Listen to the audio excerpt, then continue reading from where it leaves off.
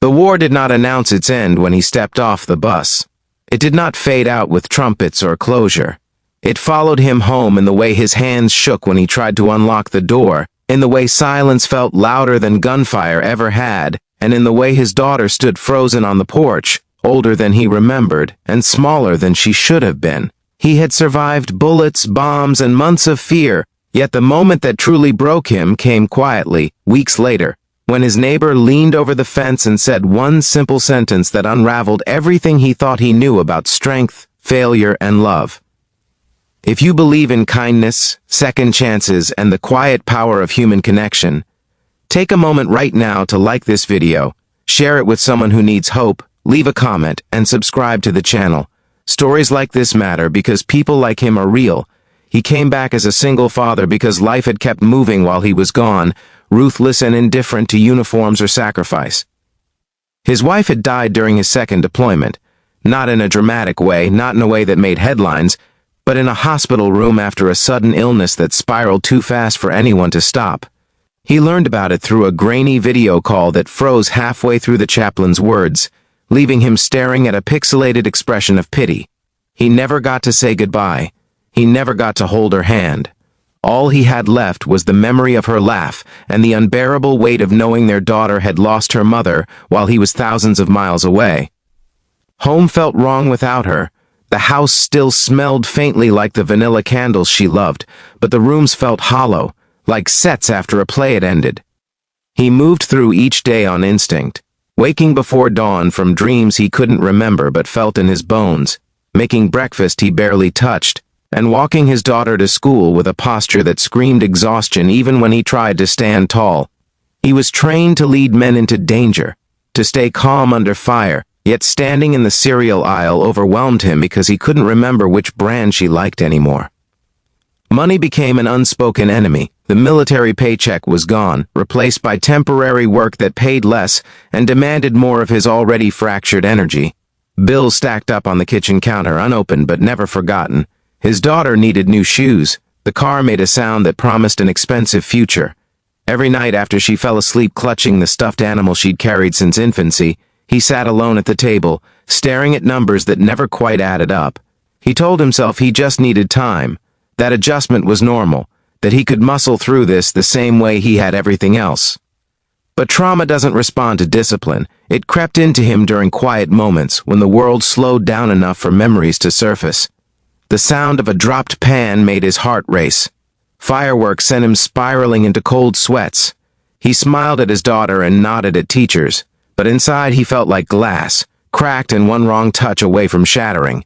He refused help because soldiers were trained to endure, not to ask. Fathers were supposed to provide, not falter. The neighborhood watched from a respectful distance. Some waved, some avoided eye contact, unsure of what to say to a man who looked like he carried ghosts. The houses were close together, but he felt isolated, an island of grief and obligation. His neighbor, an older woman who had lived next door longer than anyone could remember, tended her small garden every morning. She moved slowly, deliberately, as if time itself bent around her pace. He noticed her watching sometimes, not with curiosity or judgment, but with something that felt like recognition. Weeks passed in a blur of survival. His daughter started sleeping with the light on. He started skipping meals so she could have seconds. The pressure built quietly, dangerously. Then one evening, as the sun dipped low and painted the street in tired gold, he stood in the yard trying to fix a broken fence slat with tools he barely had the energy to lift. His hands trembled, frustration tightening his chest. That was when his neighbor spoke, her voice calm but steady, carrying across the fence like a hand on his shoulder. She said that he did not have to be strong all the time to be a good father. The sentence was simple, almost ordinary, but it hit him harder than any explosion ever had. It cracked something open inside him that he had sealed shut with pride and fear.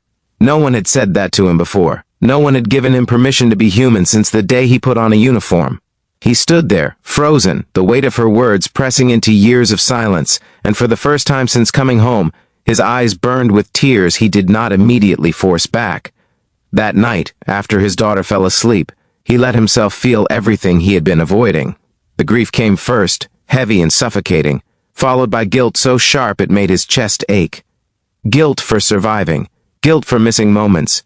Guilt for not knowing how to be both mother and father.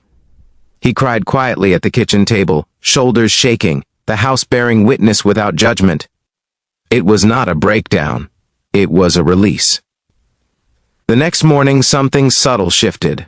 The world did not suddenly become easy, and the pain did not vanish, but there was space now, a small opening where hope could breathe. He accepted help when the neighbor offered a bag of groceries from her garden. He nodded instead of refusing. He listened when his daughter asked if they could talk about her mom. He didn't have the right words, but he stayed present, and that was enough. Days turned into weeks, and the changes compounded. He found a support group for veterans, sitting in a circle of men who looked just as tired as he felt. He spoke only once during the first meeting, but it was more than he had shared in years. He learned that strength could look like vulnerability, that asking for help did not erase courage, it revealed it. His daughter started laughing more, a sound that filled the house like sunlight breaking through clouds. The neighbor never pushed, never pried.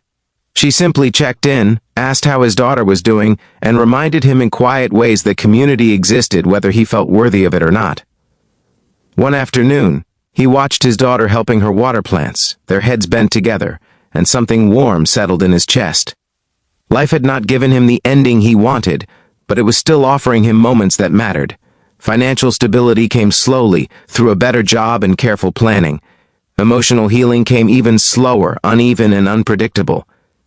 Some nights were still hard, some memories still hurt, but now, when the weight threatened to crush him, he remembered that sentence, the permission embedded within it, and he allowed himself to breathe. Near the end of summer, the neighborhood gathered for a small block event. Nothing fancy, just food and folding chairs, and the kind of laughter that comes from shared history. He stood among them, his daughter at his side, and realized he no longer felt invisible. He felt seen, not as a soldier or a statistic, but as a father doing his best. When his neighbor caught his eye, she smiled, and he understood that sometimes salvation comes not from grand gestures, but from simple truths spoken at the right moment. If this story has touched your heart, if it reminded you of someone you love or a battle you fought quietly, please take a moment to like this video, share it, and let us know you were here.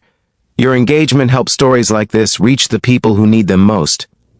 Before this story ends, we have one special request.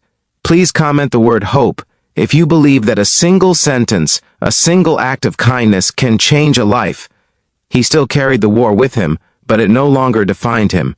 He carried his daughter on his shoulders now, carried groceries without shame, carried memories with care instead of fear.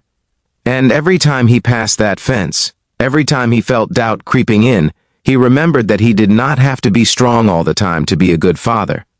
Sometimes, being present was the bravest thing he could do,